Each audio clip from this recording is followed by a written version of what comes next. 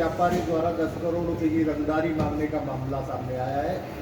क्या कुछ कार्रवाई इसमें पुलिस द्वारा की गई है और किस तरह से ये लोग थे जो पकड़े हैं, ये सुंदर भाटी गैंग से संबंधित थे?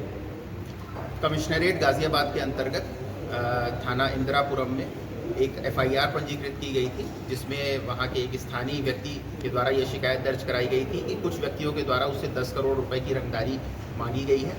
इसके खुलासे के लिए स्वाट टीम क्राइम ब्रांच को लगाया गया था, जिसने सराहनीय कार्य करते हुए आज इसमें 3 अभियुक्तों को गिरफ्तार किया है, जिन्होंने इनसे रंगदारी मांगने का प्रयास किया था।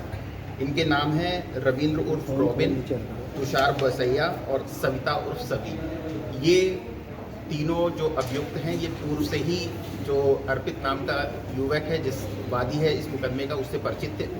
उनके साथ इनकी व्यापारिक लेन देन भी थे, जिसके बारे में इनके बारे में पर्याप्त सूचनाएं इनके पास थी और इसी सूचना का प्रयोग करते इन्होंने इस तरह का षड्यंत्र रचा था कि इनसे अगर हम रंगदारी मांगते हैं तो ये हमें कुछ पैसे उपलब्ध करा देंगे। और इसी क्रम में इन्होंने 11 तारीख को उनको फ़ोन से, व्हाट्सअप कॉल से, मैसेजेस से आदि माध्यमों से इनसे रंगदारी मांगी थी और अपने आप को सुंदर भाटी गैंग का सदस्य बताते हुए इन्होंने इनसे रंगदारी मांगने की कोशिश की थी। यद्यपि ये आपस में पूर्व परिचित है और इस जो अभियुक्त पकड़े गए हैं इनका सुंदर भाटी गैंग से कोई लेना देना नहीं है। उन्होंने उसके नाम का प्रयोग करते हुए डराने के उद्देश्य से कि जिससे इनको पैसे मिल सके, इस आधार पर इनसे रंगदारी मांगी गई थी। आज इसमें इन तीनों अभियुक्तों को गिरफ्तार किया गया है। जिस फ़ोन का इसमें प्रयोग किया गया था वो भी बरामद कर लिया गया है। इस पूरे सराहनीय कार्य के लिए स्वाट टीम क्राइम ब्रांच को 25,000 रुपये पुरस्कार की घोषणा भी की गई है। सर, ये किस तरह का व्यापार करते थे आपस में और इस महिला का क्या रोल रहा है इसमें? ये प्रॉपर्टी डीलिंग का काम करते थे और उसमें कमीशन बेस्ड इनके आपसी व्यापारिक लेन देन थे। ये जो महिला थी उनके ऑफिस में काम करती थी पहले और वहाँ से छोड़ करके फिर ये दूसरे ऑफिस को ज्वाइन कर ली थी।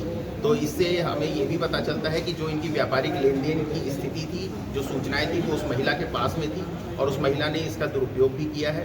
तो मेरी आप सभी मीडिया बंधुओं के माध्यम से एक अपील भी है कि जो भी लोग अपने व्यापारिक लेन देन का काम करते हैं वो अपनी निजी सूचनाएं जो हैं वो अपने जो स्टाफ हैं उनसे बचा करके रखें, उनको बहुत सार्वजनिक ना करें, कभी कभी उसका दुरुपयोग हो सकता है। सर, 11 तारीख पर शिकायत दर्ज हुई, 14 में आरोपियों की गिरफ्तारी कर ली गई। ऐसे में सुंदर भाटी गैंग का नाम पूरे मामले को लेकर इस्तेमाल किया गया। पुलिस किस आधार पर इस निष्कर्ष पे पहुंची है? क्या इनपुट पुलिस के पास है कि सुंदर भाटी गैंग से संबंधित नहीं है?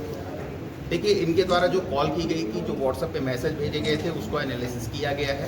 इनके जो इलेक्ट्रॉनिक एविडेंस है उसको कनेक्ट किया गया है। तो उस कनेक्शन के आधार पे ये साबित हुआ है कि उसका इस गैंग से कोई लेना देना नहीं था। ये आपस की इनकी बिजनेस राइवलरी भी थी और कुछ इनके जो सूचनाएं थी उसके माध्यम से लालच भी था कि ये डरा धमका के किसी दूसरे व्यक्ति का नाम का प्रयोग करके हम डराएंगे तो हमको पैसे मिल सकेंगे। तो इसलिए इन्होंने इस व्यक्ति का नाम यूज़ किया था। कोई इनमें आपसी विवाद भी था क्या? विवाद नहीं था, लेकिन बिजनेस राइवलरी इनके बीच थी। सर, क्या परिवार को थ्रेट दी गई थी? सर, परिवार को क्या थ्रेट दी गई थी डराने के लिए? हाँ, निश्चित रूप से इनके परिवार को थ्रेट दिया गया था कि अगर आप इतने पैसे का इंतजाम नहीं करते हैं तो हम आपके परिवार को नुकसान पहुंचाएंगे। सर, सरिता चौधरी को नौकरी से निकाला गया था। क्या माना जाए कि उसी रंजिश में और पैसे करने के लिए पूरा जो योजना थी ये रची गई?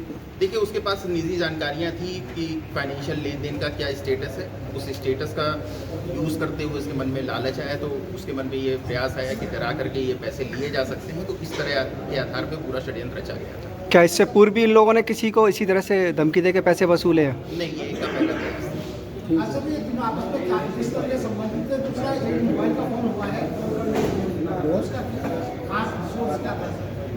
ये आपस में व्यापारिक रूप से मैंने पहले भी बताया कि इनके बीच संबंध रहा है। प्रॉपर्टी डीलिंग का काम करते रहे हैं, इसलिए एक दूसरे से जुड़े हुए हैं। ठीक है।